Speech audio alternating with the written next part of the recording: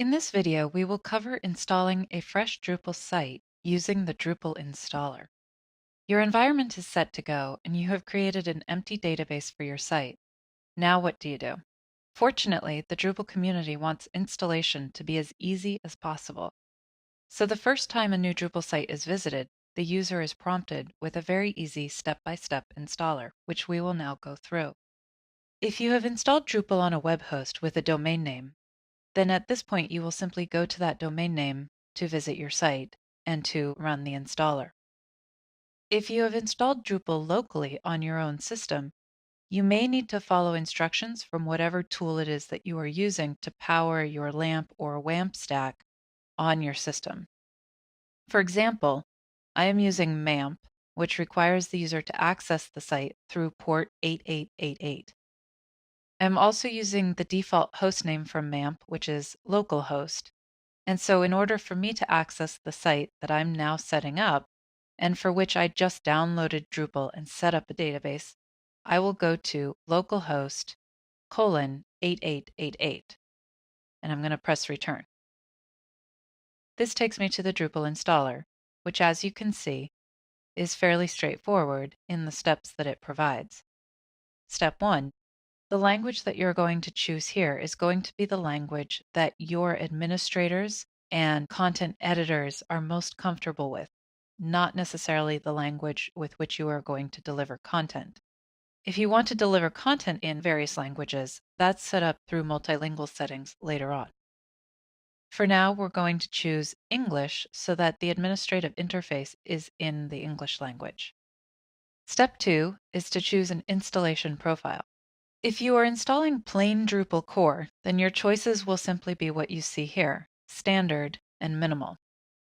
You're going to choose standard for the majority of the sites that you might set up, and you will only choose minimal if you truly are an advanced user and you intend to heavily customize the Drupal site that you are setting up.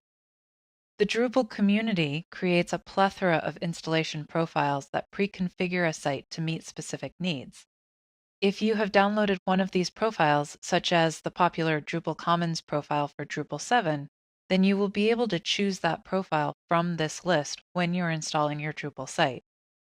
At the time of recording this video, there are not a lot of installation profiles for Drupal 8 because Drupal 8 is still in beta.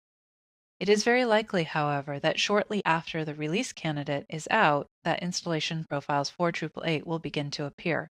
And it is worthwhile to look up these installation profiles before building your Drupal site, because a lot of the work for what you need may have already been done for you. And we will look at installation profiles in another video.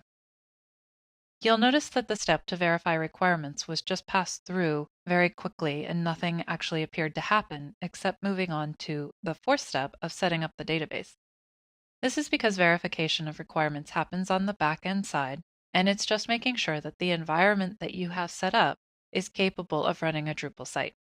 At this point, you need to hook into the database that you have created for your Drupal site. Drupal is a content management system, and as such, it needs a place to store that content and to store the activity that happens with that content.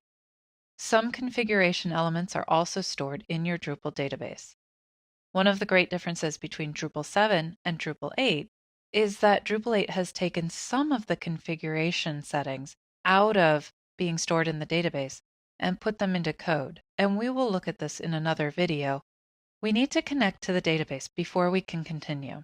The database, remember, has already been set up when you set up your environment you needed to create this database.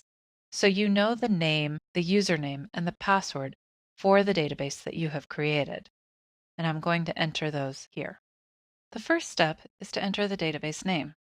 So I've created a database called D80205, and I've entered that here in database name. The next step is to put in your username. I have left my username as root. This is not necessarily best practice, but I've done that for the purposes of this video to make things easy.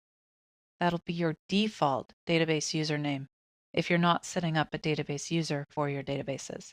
And I will also now go in and enter my password. The Advanced tab is available for advanced settings.